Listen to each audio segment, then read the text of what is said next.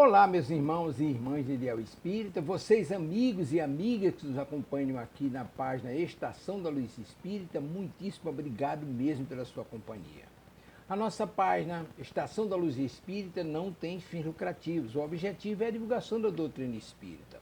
E é por isso que nós reunimos aqui esta sede de matérias espíritas para que possa atender às suas necessidades, estudo, lazer, pesquisa. Você encontra aqui na nossa página Estação da Luz Espírita os livros da codificação, obras suplementares, entrevistas, palestras e os programas da Web Rádio Estação da Luz de Natal e Web Rádio Cristo Consolador de São Paulo. Ou seja, um acervo que atenda às suas necessidades, sem fins lucrativos. O objetivo é a divulgação da doutrina espírita.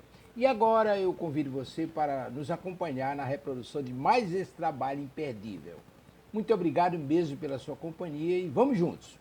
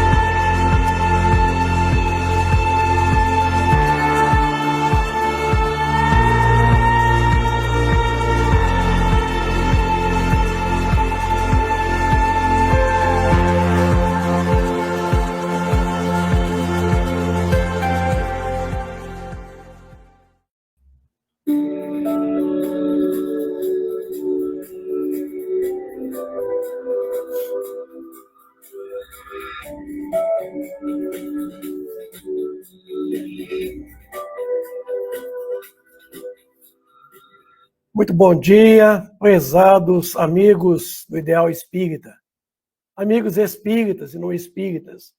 É com muita alegria que o programa Espírita e os Caminhos da Evolução está iniciando nessa manhã de segunda-feira, através da Web Rádio Estação da Luz.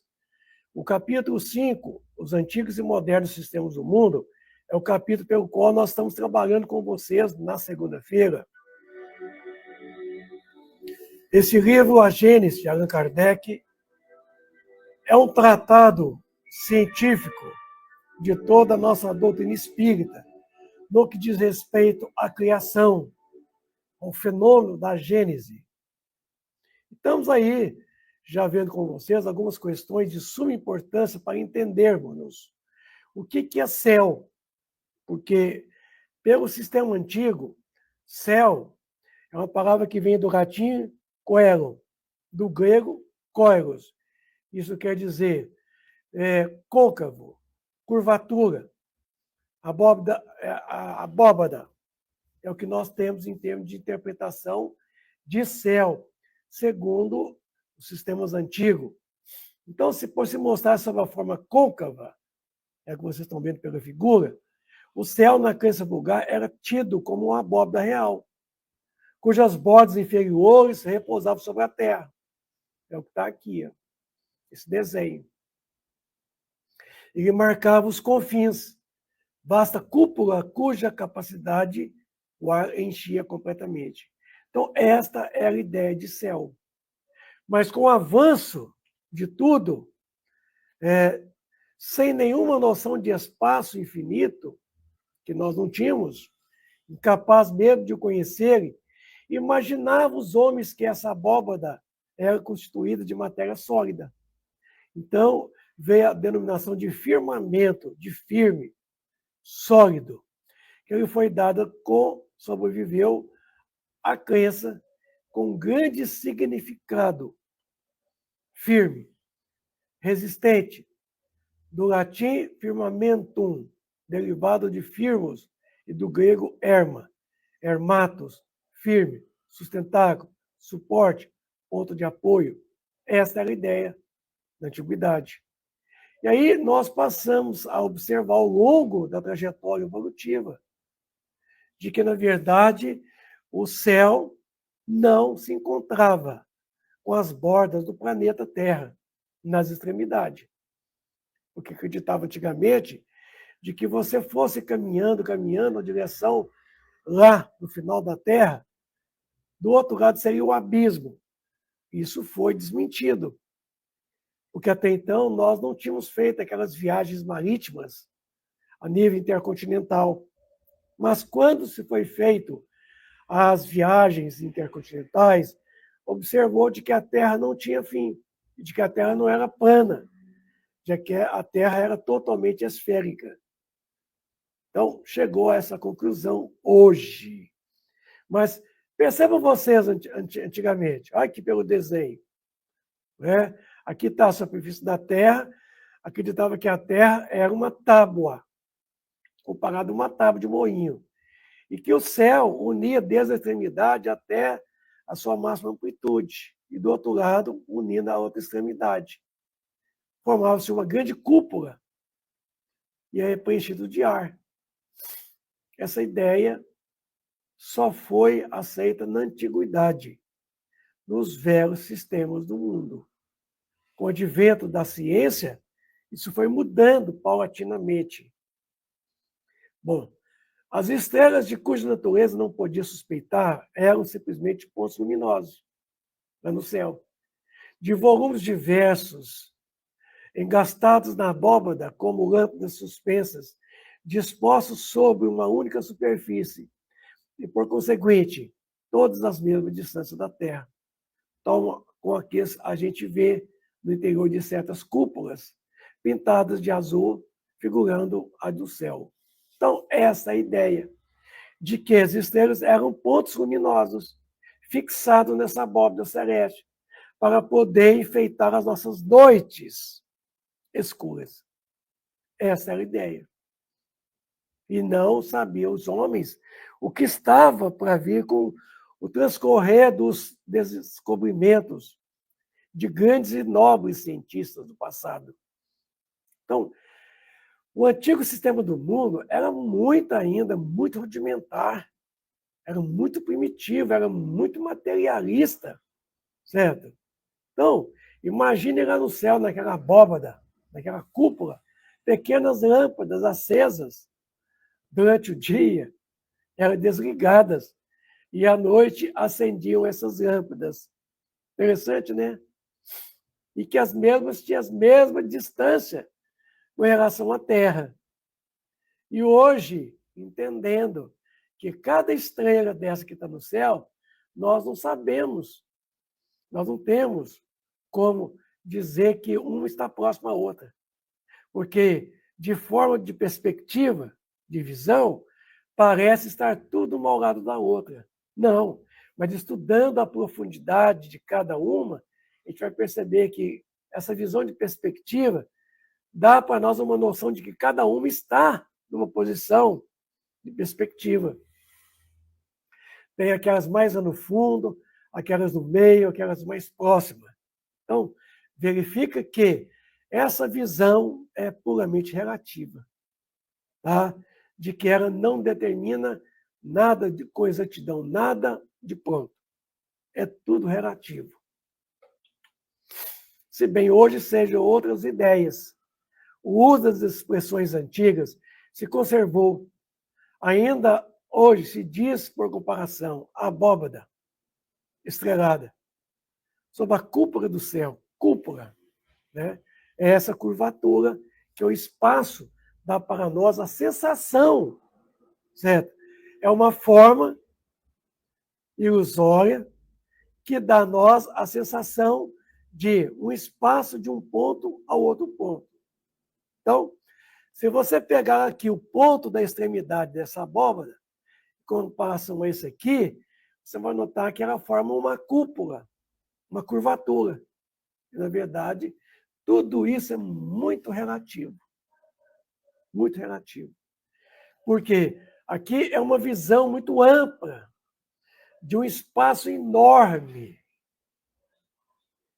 E que se nós observássemos de um ponto ao outro menor, a gente viria uma reta e não uma curvatura. Como estamos vendo aqui, a curvatura. Mas não é bem assim. Não é. Igualmente desconhecida era, então, a formação das nuvens, pela evaporação das águas da terra. Ninguém podia acudir à ideia de que a chuva que cai tivesse a origem da terra, onde ninguém havia subir. Que noção nós tínhamos? Que as nuvens que traz a chuva para nós era nada mais do que os produtos da água evaporada da própria superfície do orbe, do planeta. Então, nós não tínhamos essa ideia. Isso não cogitou nos velhos sistemas do mundo. Passava-se muito longe. Daí a crença da existência de águas superiores, a de águas inferiores, de fontes celestes, fontes terrestres, reservatório colocado nas altas regiões, suposição de concordava perfeitamente com a ideia de uma abóbada sólida, capaz de sustentar uma enorme caixa d'água, que, quando se queria que chovesse, bastava abrir o registro, a torneira, e a água da caixa d'água descia pelos orifícios. Essa é a ideia. Então, vejam vocês o quanto que o velho sistema do mundo estava totalmente fora da realidade. Mas era o que se concebia, é o que a gente tinha de pronto, de imediato, e mais racional. Para aquela época estava errado? Não. É o melhor que se tinha. Só que nós sabemos que a ciência, ela nunca estaciona. A ciência é progressista e progressiva. Por quê? Progressista porque ela permite nosso progresso, quando nós a conhecemos. Progressiva porque ela nos proporciona um progresso intelectual, certo? Que com certeza vai nos dar no futuro o progresso moral, que é o discernimento entre o certo, o errado, o bem e o mal. As águas superiores escapavam pelas frestas da abóbada, caindo em forma de chuva. E conforme fossem mais ou menos largas as frestas, a chuva era branda, torrencial e diluviana. Olha só. 10 maluca, né? Maluca hoje. Como é que era o nosso raciocínio naquela época? Não dava para conceber nada além disso. Por isso que eu sempre falo, para a época estava certo? Estava, não estava errado, não. O que pode ter errado é para nós hoje, que a melhor conhecemos. Podemos dizer que naquele tempo estava errado, mas para aquele tempo não estava nada errado, estava tudo certinho. Porque o que nós estamos hoje acreditando ser, amanhã pode estar errado. Porque nós teremos um conhecimento mais pleno, um conhecimento maior, um conhecimento mais lógico, mais racional. Então, vai desmentir o de ontem? Não. Vai deixar aquilo ontem. Hoje é outro momento. Então, vejamos nós que o conhecimento humano é uma construção. A cada dia que se passa, a gente vai contextualizando. Quer dizer, a gente vai complementando o raciocínio de tudo e trazendo uma complementação cada vez mais racional. Então, não é um desmentir, certo? Mas é um reformar, um contextualizar, um trazer para um plano mais lógico, mais racional para o momento, que é o conhecimento humano. Como diz o saudoso Deolinda de Amorim, o conhecimento humano se compara a um grande edifício que a gente constrói, certo? Que ele fala o seguinte, se não fossem os grãos de areia, não haveriam os tijolos. Se não houvesse os tijolos, porque não tem os grãos de areia, não haveria as paredes. Se não houvesse as paredes, porque não haveria os tijolos e os grãos de areia, nós não teríamos o edifício do conhecimento humano. Então, tudo é uma construção do grão de areia, certo? Ao grande edifício do conhecimento humano. Cada dia que se passa é um tijolo sobre o outro que a gente coloca. Então, é uma ascensão, é um progresso, é uma elevação. Desmentir? Não, não precisamos desmentir. Deixa o que foi dito lá atrás, certo? E trazemos para o plano agora o que é mais o quê? O que é mais lógico, o que é mais racional para nós. Falar que estava errado? Não. Por exemplo, Galileu conseguiu ver 4 satélites em Júpiter, certo? Que está lá a mais de 600 milhões de quilômetros da Terra. E não conseguiu ver 2 satélites em Marte, que está a 480 milhões de quilômetros da Terra. Estava errado? Não. Estava certo. Agora, vamos descobrir o motivo pelo qual ele não viu 2 satélites de Marte e viu 4 de Júpiter. Isso que é bonito. Agora, falar aquilo que a doutrina espírita veio há 167 anos atrás, algumas colocações que foram ditas para aquela época estavam erradas? Não. Mas é dito que hoje nós devemos buscar tudo aquilo que foi trazido através do Livro dos Espíritos e contextualizar. Eu vou dizer uma coisa aqui que, ao seu ponto de vista, pode parecer absurda a minha fala, mas não. O Livro dos Espíritos está rico em conceitos judaicos. Judaico-cristãos. Por quê? Um dos maiores formadores do Livro dos Espíritos, Santo Agostinho, Erasto, São Luís, que foram o quê? Os grandes santos da Igreja Católica. Continuados no mundo espiritual, nos trouxeram esse manancial que é o Livro dos Espíritos. Muito ainda carregado de um judaísmo cristão, de conceitos judaico-cristãos. No Livro dos Espíritos tem muitas coisas, muitos palavreados, muito judaico. Pagar, pecado, isso não é proposta espírita, pagamento. Nós não estamos aqui para poder pagar nada. Pecado não é um palavreado nosso, certo? Fala ainda muitas questões oriundas lá do velho judaísmo. Agora, a espiritualidade, Santo Agostinho, por exemplo, que é um dos grandes corroboradores do Livro dos Espíritos, ele carregou muito pela visão de que ele possuía do velho judaísmo cristão. Então, ficou muito assim, mesclado de conceitos judaicos.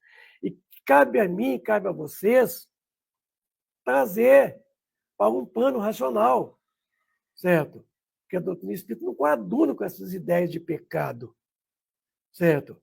De ter que pagar, pagamento. Nós estamos aqui para poder pagar. Isso não é conceito espírita. Fogo do inferno. Nada disso é proposta espírita. E lá no Livro dos Espíritos tem muitas passagens. Estava errado? Não. Certíssimo. Para a época, estava tudo exato. Cabe a mim, cabe a vocês, amigos internautas, cabe a nós verificarmos as colocações dos espíritos, a interpretá-las e tirar dela o espírito da letra, ignorar as letras e tomar o espírito desta para. Então, a doutrina espírita é uma doutrina de livre exame, de livre análise. Tá? Ela não fechou no sistema. Ela não é um sistema fechado, é aberto. Agora, cabe a nós aqui verificarmos. Eu quero até responder algumas perguntas aqui que foram formuladas, que está dentro mais ou menos disso que você está perguntando. A Abigail está perguntando, é o que nós estamos falando. A Abigail aí de João da Barra, né, do Rio de Janeiro, pergunta o seguinte: já é extremamente difícil a ciência terráquea compreender a vida material fora do planeta, sem, por exemplo, a presença da água. Imagina o plano espiritual daqui e de fora, que ele é invisível. Eu vou falar uma coisa para você. Eu gosto muito de estudar a doutrina espírita, porque eu aprendo muito com ela. E eu vou te responder começando lá no capítulo 3 do Livro dos Médiuns, capítulo 3 da primeira parte. Coloca o seguinte, que partir, pois, do concebível, do palpável, do conhecido, para o desconhecido.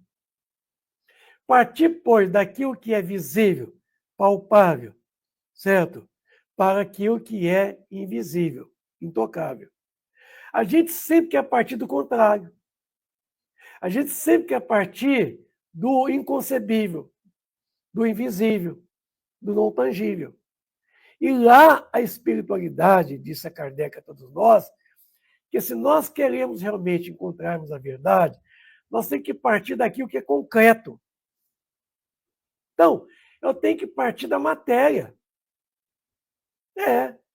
Da matéria que nós concebemos, conhecemos.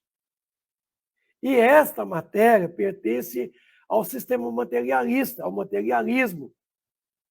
Partir, pois, do materialismo para o espiritualismo. Não adianta eu tentar entender o invisível, o inconcebível, o espiritual, se eu não conheço sequer o material, como diz Abigail aqui.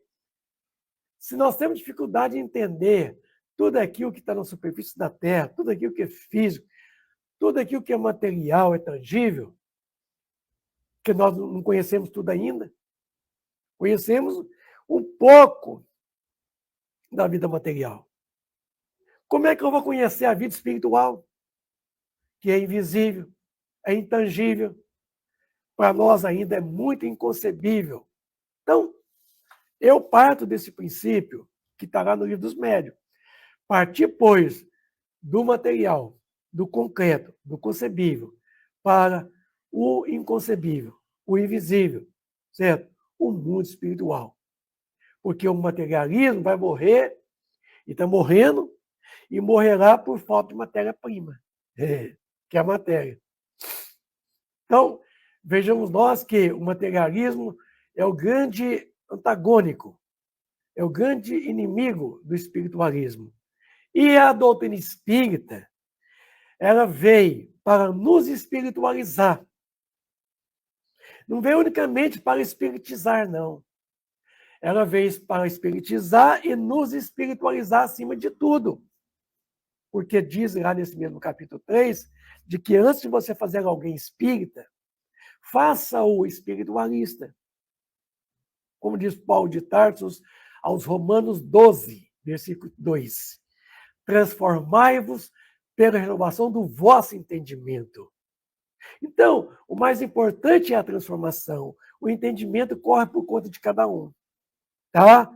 Porque não tem que criar uma unilateralidade, quer dizer, uma uniformidade da visão. A visão, ela tem que ser interpretada, o racional, de acordo com o ângulo de percepção de cada um. O importante é a percepção do real, do concreto. A percepção do invisível, daquilo que é abstrato para nós. O que nós temos que fazer é justamente não ficar somente em cima do materialismo, estudando as leis da matéria corporal, mas buscarmos o entendimento daquilo que é inconcebível pelas leis da matéria. Boa noite, Ilza Godinho. Seja bem-vinda. Prazer tê-la conosco aqui no chat. Estamos à disposição. Então, vejamos nós, meus amigos, de que o mundo espiritual, certo? Ele só pode ter vindo através do enunciado dessa queridíssima doutrina espírita. Porque é a nova ciência que nos vem revelar por meio de provas irrecusáveis a origem, a natureza do mundo espiritual e suas relações com o mundo corporal. Só que agora ela não nos mostra mais como antigamente, quando tudo era tirado aos domínios do sobrenatural maravilhoso. Agora vem nos mostrar com naturalidade, com a racionalidade, com a lógica, o mundo espiritual, que é pré-existente e pós-existente. O real, o duradouro, o permanente. Nenhuma filosofia, Nenhum conceito científico foi capaz, antes do século XIX, trazer esse enunciado. Caberia o Espírito de verdade, prometido por Jesus, que viria mais tarde, restabeleceu todas as coisas entre nós, nos fazer lembrar de tudo que ele havia dito, mas complementar com ideias novas. É essa nova ciência, e não ciência nova, porque não é outra ciência. É a mesma ciência com visão nova, uma visão complementar. Porque a velha ciência só leva em conta o elemento material. A nova ciência leva em conta o elemento material, mas o elemento espiritual, porque as outras não levam. Acho isso de uma lógica extremamente elevada. Então, minha amiga Abigail, a questão é estudar. Estudar, estudar, estudar. Pesquisar, pesquisar, pesquisar. Trabalhar, trabalhar, trabalhar. É o que nós não estamos fazendo. Estamos fazendo. A gente só está lendo. Só lendo.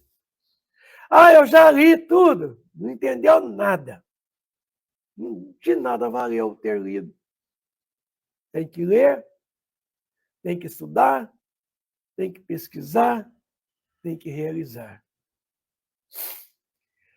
Outra pergunta é do Hilário, aí de Fortaleza. Para você, o que falta fazer agora e de forma intensa para o Espiritismo chegar ao conhecimento de uma maior parte da humanidade? O que é que eu tenho que fazer? E você, Hilário, e todos nós, é caminhar na direção daquilo que a doutrina espírita nos traz em século XIX, a partir de então. Não é ficar sentado aí, viu, Hilário, de braços cruzados, esperando que tudo venha mão beijada, que não vem, não. Nós temos que sair dessa zona de conforto, esse marasmo, essa quietude, e avançarmos. Sairmos da zona de conforto, estudar, estudar, pesquisar, pesquisar e fazer. Então, se você está achando que você vai cruzar os braços, você vai aprender a doutrina espírita por osmose, não vai, não. Porque o Espiritismo é de todos os tempos da humanidade. É a conclusão de número 6 do Livro dos Espíritos. O Espiritismo é tão antigo quanto a humanidade, certo? E não é um produto de ensinamento de um homem. Esteve presente em todas as religiões, no catolicismo, com muito mais autoridade que nas demais outras. Agora, o que aconteceu no século XIX? Uma doutrina capaz de poder interpretar tudo que o Espiritismo havia enunciado. Desde os velhos tempos da humanidade. É a doutrina espírita. Agora, nós temos que buscá-la. Não é você achar que num passo de mágica, por osmose, você vai absorver toda a doutrina. Não. Eu já disse aqui, conhecimento é uma construção. Como diz o saudoso Deolinho de Amorim. Sem o grão de areia não haveria o tijolo. Sem o tijolo não haveria as paredes. Sem as paredes não haveria o edifício do conhecimento humano. Doutrina espírita é uma busca incessante pelo estudo, pela pesquisa, pelo trabalho, pela realização. Nós temos que conhecê-la, deixar-la entrar em nós e depois deixar ela sair de nós em palavras, ações e pensamento. A gente faz tanto pela doutrina espírita, mas não deixa ela fazer nada por nós. Interessante, né? Faz tanto por ela, divulga, estuda, prega, fala, mas não deixa ela fazer nada por nós mesmos. Então, o que falta? O que falta é sair dessa zona de conforto, que eu falo o seguinte, se tem uma classe de pessoas preguiçosas, chama-se espírita. Eu nunca vi esse povo tão preguiçoso. Preguiçosos, os espíritas. Viu? Porque eles não gostam de estudar. Não gostam.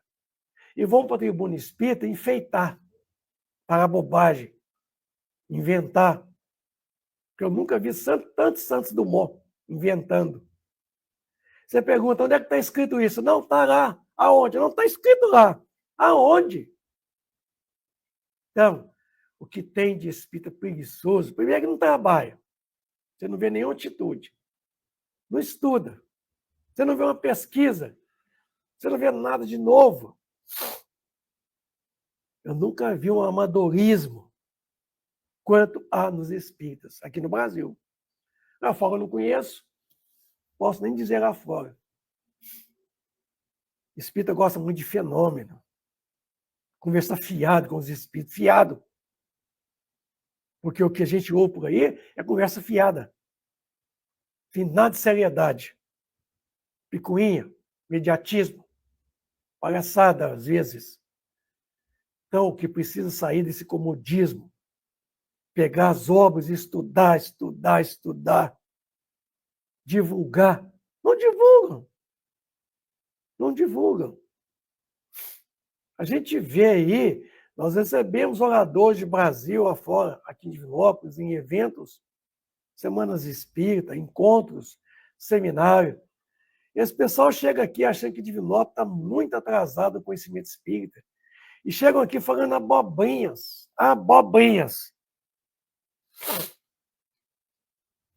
Não sabe eles. Que aqui a gente não vai engolindo as coisas assim, não. Porque aqui não são todos, não. Muita gente estuda aqui. Tem muita gente que pesquisa. Tem muita gente que está à altura de poder avaliar tudo que você fala do outro lado. E medir. Mensurar mesmo as verdades das mentiras. Então, meu amigo Hilário, irmos ao encontro dessa doutrina que veio no século XIX para interpretar tudo aquilo que o Espiritismo fala desde os tempos mais antigos até o presente momento. Interpretar o Espiritismo de forma racional é o papel da doutrina espírita, que é uma doutrina, conjunto de princípios científicos e filosóficos, culminando em consequências morais. É isso que está faltando entre nós, certo? Agora, não fica aí você sentado, não irá, achando que você vai aprender doutrina espírita por osmose, que ela não entra em nós por osmose. Eu aprendi muito com os conceitos de Sócrates, de que o conhecimento é uma construção. E na construção é muito importante você repetir. Porque se você não repete a busca do mesmo conhecimento, você não consegue fixar. Você não consegue plasmar ele no campo mental. Certo? Eu sou uma pessoa que eu repito muito os mesmos conhecimentos. Porque eu acredito que na formação do conhecimento, a repetição é de fundamental importância na construção. Certo? Porque você repete demais, repito mesmo.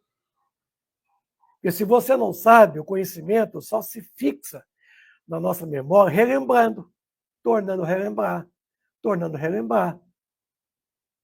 Porque a nossa mente se ocupa de tantas coisas fugaz, tantas coisas que vão embora assim, ó. Por isso que é fugaz. O próprio conhecimento espírita, eu vejo aqui no CEP, a gente estuda com o pessoal aqui, numa noite da semana, a gente fala alguma coisa, na outra semana você pergunta, ninguém lembra mais. O que vocês estão fazendo aqui? Fixa, memorize. Então, eu repito. Aí, quando eu vou repetir, todo mundo vai repetir de novo. Estou repetindo. Você gravou? Não, não gravei, não. Então, vamos gravar dessa vez agora. Então, por isso que eu sou muito repetitivo na minha fala. Vocês podem ir acostumando com isso aí. Porque eu sei que só acontece dessa forma. O Jeremias fez a última pergunta. Jeremias é de São Paulo. Um grande abraço, meu amigo, está sempre conosco aqui. No que o livro Estudo de hoje difere dos termos de conceitos da Gênese bíblica? Muito. Muito. E muito. Nós vamos poder rever com vocês aqui uma comparação muito interessante, colocado aqui no livro A Gênese mosaica de um lado e a Gênese científica do outro, para a gente poder fazer um paralelo. o que Moisés fará naquele tempo, com um conceito muito abstrato, muito sutil, sem qualquer concretização na fala dele, com aquilo que a astronomia de hoje analisa, comprova. A gente vai poder fazer uma comparação, que eu acho fundamental a importância. Pegando as eras, os períodos de formação, e cada um dando a sua visão, a sua interpretação. A visão de Moisés e a visão da ciência, mostrando paulatinamente o que é aquilo que a ciência trouxe a lume, a interpretação de Moisés de 4.000 anos atrás. A gente vai ter esse capítulo. Quando nós entrarmos aqui no 6º capítulo, Organografia Geral, a gente vai poder trabalhar muitas questões que está sendo dita aqui no capítulo 5, que é esse conhecimento muito antigo, muito ainda fora, certo? Antigos sistemas do mundo, e trazer uma racionalidade muito profunda neles. Entendê-los racionalmente. Agora, estava errado? Não estava errado. Estava incompleto. A doutrina espírita é uma doutrina que veio no século XIX, certo? Para complementar. Está lá no livro Evangelho segundo o Espiritismo, no capítulo 1. Moisés, certo? É a porta. Não. Moisés é esse momento em que a humanidade estava ainda muito atrasada. Certo? Jesus veio 2.000 anos depois de Moisés. E Jesus é justamente essa porta que se abre para o descortinar de um horizonte pela qual Moisés falou por parábolas, por alegorias. E a doutrina espírita é a chave com a qual eu e vocês abrirão essa porta do conhecimento humano. Então, Moisés iniciou, Jesus prosseguiu, a doutrina espírita consolidará. A doutrina espírita vai arrematar. Viram agora? Então, é preciso entendermos a doutrina espírita. Não dizendo que o que Jesus falou, o que Moisés disse, estava errado. Não. Tudo vem a seu tempo, ao seu momento, à maturidade, ao ângulo de visão de percepção dos homens. Precisou alargar os horizontes, aprofundarmos na caminhada desse longo horizonte, o conhecimento humano. E ao século XIX foi reservado o desfecho de grandes acontecimentos que nós estaremos recuperando através da doutrina espírita, do conhecimento por ela proporcionado, o menosprezo espiritual de 16 séculos da luz espiritual. Então, diz Emmanuel, no livro Caminho da Luz, que nós estamos vivendo agora um momento de um desfecho de grandes acontecimentos, de podermos recuperar a perda da luz espiritual de 16 séculos. Então, estamos aí, meus amigos, agora é hora de corrida. Agora é hora de correr atrás dos prejuízos que nós mesmos somos causa e objeto. É hora de nós redobrarmos nossa atenção, nossos estudos, nossas pesquisas, a nossa divulgação, nosso trabalho. Porque o tempo urge. A grande renovação social se opera. Porque é uma grande regeneração que se opera em todo o planeta Terra. Não está mais localizada. Se generaliza. Então eu preciso agora, urgentemente, estudar, pesquisar, realizar, divulgar, trabalhar.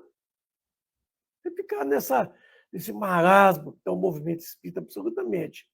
Então, os conceitos de hoje vêm justamente para atualizar, contextualizar aquilo que o livro A Gênese, certo? Lá atrás, o próprio Gênesis da Bíblia, né? Lá de Moisés, um palavreado totalmente desconexo para nós hoje, mas que foi valiosíssimo naquele tempo lá de Moisés. Mas são 4.000 anos que se passaram. E daqui mais 2.000 anos virá uma contextualização muito maior.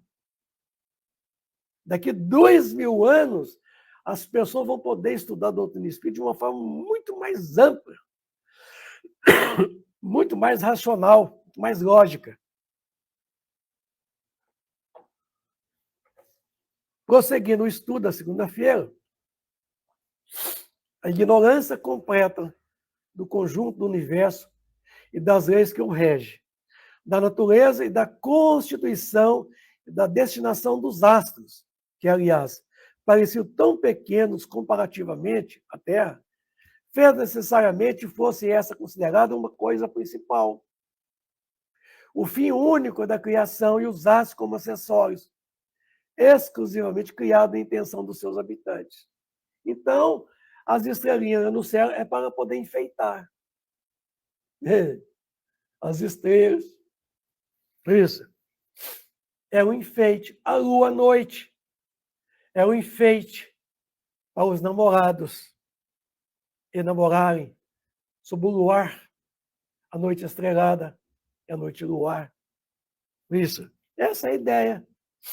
A ideia fantasiosa, a ideia mística de que o céu era uma abóbora cheia de lâmpadas coloridas acesas durante a noite e que durante o dia apagavam, para enfeitar as noites escuras e frias dos grandes enamorados.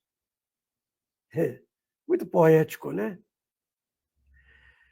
Ciência não é poesia, ciência é exatidão. Ciência não é imaginação, ciência é construção. Viu? Então, não temos que ficar em cima de poesia simplesmente. Esse preconceito se perpetuou até os nossos dias. Tá? Apesar das descobertas da ciência que mudaram para o homem o aspecto do mundo, quanta gente ainda acredita que as estrelas são ornamentos do céu, destinados a recriar as vistas dos seus habitantes da Terra. Aí, ó. E é bonito, né? Uma noite toda estrelada. Ainda mais quando dá uma chuva que limpa a atmosfera, que a atmosfera nossa não fica brumosa e que a luz das estrelas chegam mais intensas. É lindíssimo, né? Uma lua cheia lá no céu. É bonito. Mas será que Deus o criou somente para embelezar as noites? Ou haveria um objetivo maior? Não tardou, porém, a perceber-se do movimento aparente das estrelas que se deslocam em massa do Oriente para o Ocidente. Despontam ao anoitecer, ocultando-se pela manhã e conservando as suas respectivas funções. Assim, a gente verificaria esse movimento que vocês estão vendo aqui. Ó.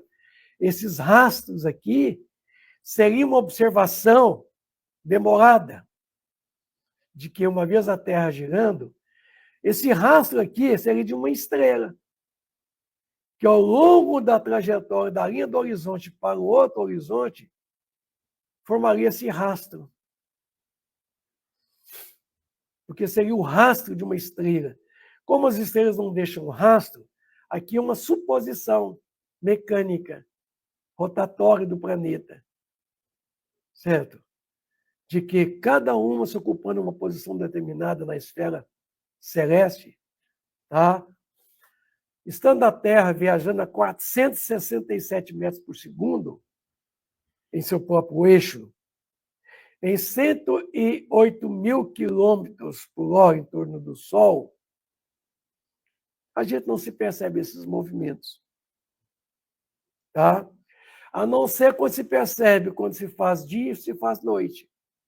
Quando se faz verão, né? Primavera, outono, inverno. Né? Então, se percebeu desse movimento aparente das estrelas, de um ponto para o outro, isso, do Oriente para o Ocidente. Mas não é as estrelas que estão se movimentando, é o planeta que se move. As estrelas estão lá paradas. Semelhante observação, contudo, não teve, durante longo tempo, outra consequência que não fosse a confirmar a ideia de uma abóbora sólida, arrastar consigo as estrelas no seu movimento de rotação. Esta era a ideia.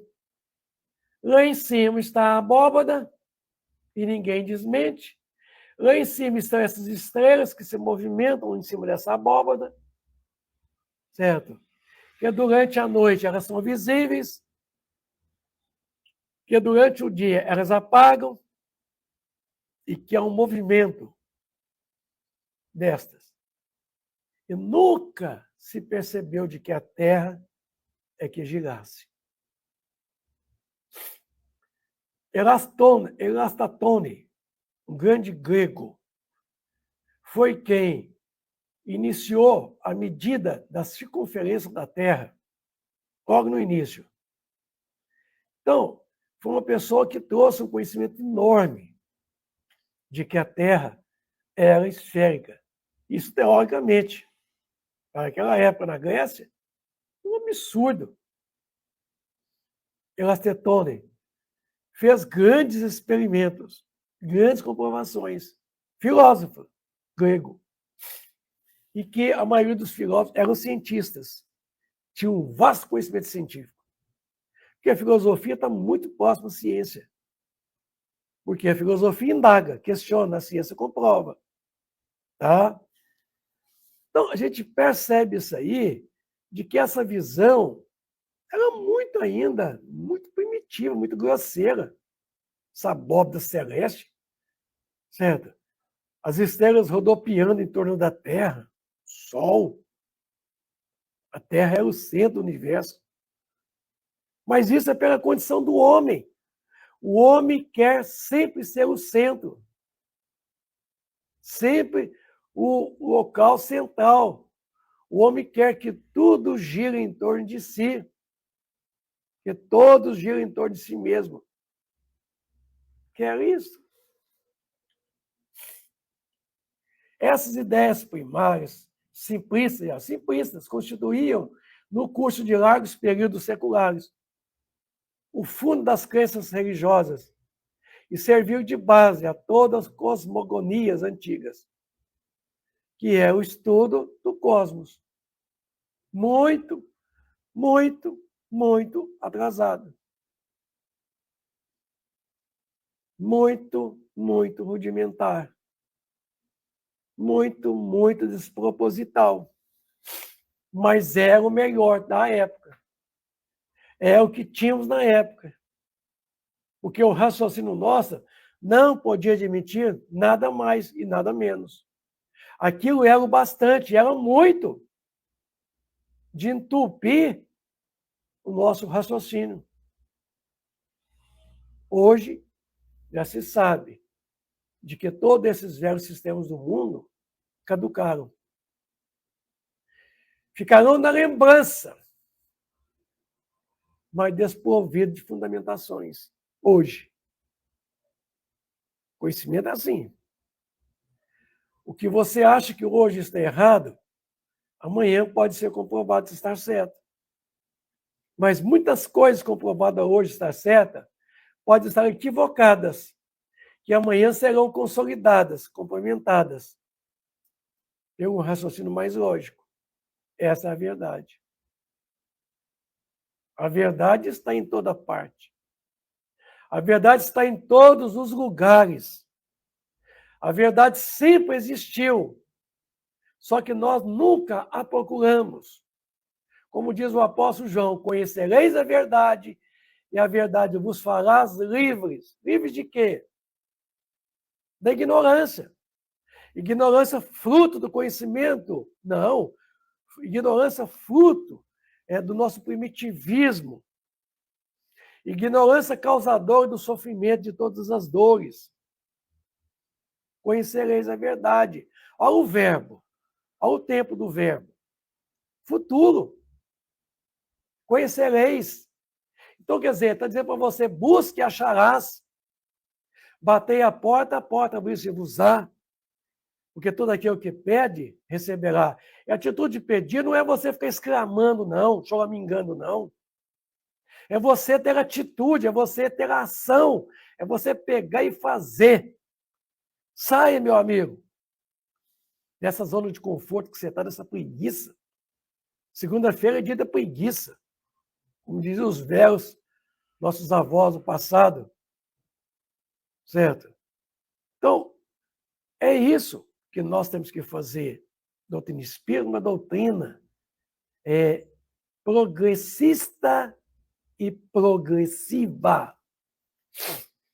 Progressista, porque uma vez por nós conhecido, ela nos permite nosso progresso. Progressiva, porque ela marcha de posse da ciência. Se amanhã a ciência fizer qualquer desmentida de qualquer parte da doutrina, esta mudaria nessa mesma parte. Como própria ela é a ciência, em momento algum estará em contradição. Ela estará sempre de posse da verdade. Porque ela é a verdade, predita e prometida por Jesus. Esse Paráclito. Mas nós temos que buscá-la. Nós temos que desbruçar em cima das obras da codificação. Das obras dos autores clássicos, como Leon Denis, Camille Flammarion, Gabriel Delane, César Lombroso, Charles Richer, Ernesto Bozano. Essas obras importantíssimas. Mas as obras subsidiárias que vieram depois do ano de 1910, com o nascimento do nosso saudoso Chico Xavier, em 2 de abril de 1910, que veio fazer o quê? Um divisor de água do movimento espírita. Você sabia que antes do Chico Xavier, você sabe quantos títulos de obras espíritas nós tínhamos? Até a publicação da primeira edição do Parnaso em Túmulo, que o Chico Xavier psicografou com seus 22 anos de idade. Quantas obras espíritas existiam, quantos títulos de obras espíritas existiam até o ano em que Chico Xavier nasceu? Você não sabe. São curiosidades. Deveria saber. 59 títulos de obras espíritas. Depois, então, com a vida do Chico, que é um divisor de água do movimento espírita, do meu ponto de vista, nós tivemos aí só com ele para mais de 400 títulos. Sem falar dos outros autores, encarnados, desencarnados. Então, meus amigos, saia desse comodismo. Estuda. Mais tarde, pela direção do movimento das estrelas e pelo periódico retorno delas, na mesma ordem, na outra noite, percebeu que a abóbora celeste não podia ser apenas uma semiesfera posta sobre a Terra, mas uma esfera inteira, quer dizer, totalmente uma bola, oca, em cujo centro se achava a Terra, sempre chata, ou quando muito convexa, habitada somente na superfície superior. Já era um progresso. Aqui, né, se aceitava essa ideia de abóbora, né, como sendo uma semiesfera, né, posta em que a Terra era essa esfera oca, né, e cujo centro a Terra ocupava.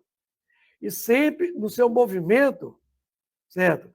Havia pelo menos uma forma meia convexa. Convexa quer dizer, que você analisando esse ponto aqui, ó, você faz isso aqui, esse movimento aqui. Ó. Isso chama forma convexa. certo? E de que a superfície era plana. Já era um grande progresso. Já era. Mas não era ainda o certo. Não era ainda o correto. Aí. Mas qual o suporte da Terra? Fora inútil mencionar todas as suposições ridículas, geradas pela imaginação, desde os indianos, a que dizia suportar por 4 elefantes brancos, pousado esses sob as asas do imenso abutre. O mais sensato. Confessavam que nada sabiam a respeito. A terra, sustentada por 4 elefantes, pousada sobre as asas de um grande abutre, viajando. Esta era a ideia. É umas coisas que para hoje, para nós, é muito desconexa. Mas para a época, talvez fosse até meio romântico, né? Meio poético, né? Talvez foi até fruto mesmo de um miticismo, nascido de uma ideia muito mística, muito poética, isso, mas que teve o seu valor para a época passada. E hoje, com o estudo do livro A Gênese, vocês vão ver, a partir do capítulo 6, a coisa vai pegar, no bom sentido, viu? Por que eu estou dizendo que vai pegar? Porque a gente vai aprofundar de forma concreta, racional, lógica, certo? Buscando o estudo da criação. Vocês vão ver quanta coisa vai vir, mas ao seu tempo. Vamos pular que é uma etapa, não. Estamos no capítulo 5, vai demorar um pouco, capítulo 5, mas eu vou garantir para vocês que quando chegar no capítulo 6, uranografia, a gente vai poder estudar cosmologia, quer dizer, astronomia, formação. Ah, vocês vão ver que coisa fantástica. Vai ser, assim, vai vir contextualizar tudo que foi dito até então.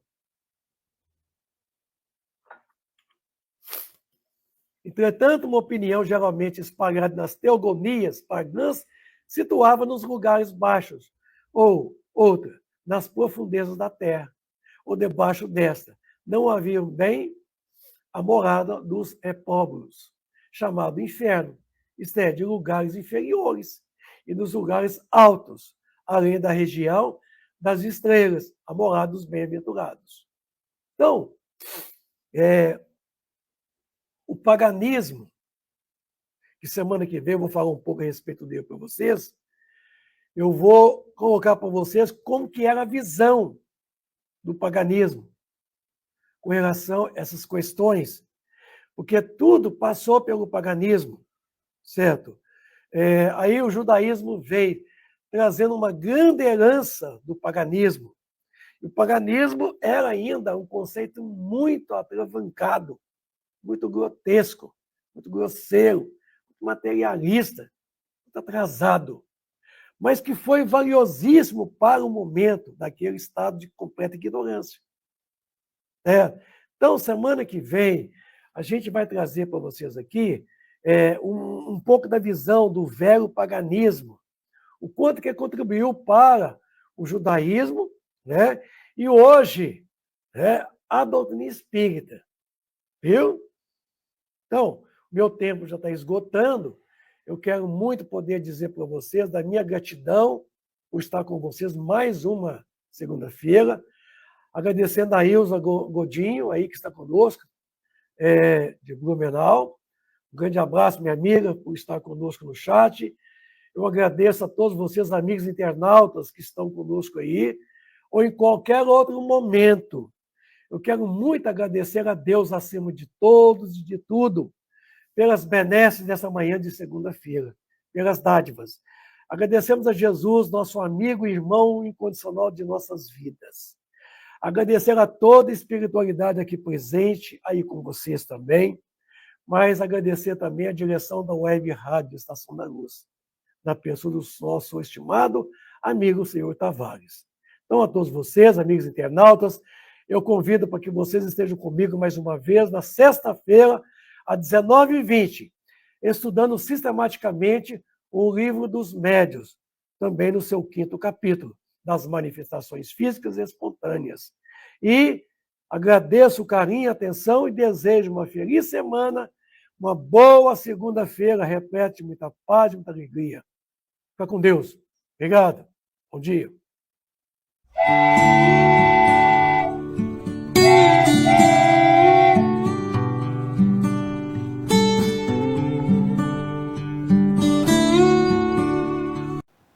Chegamos ao final da nossa atividade. Muitíssimo obrigado mesmo pela sua companhia e espero você no próximo evento.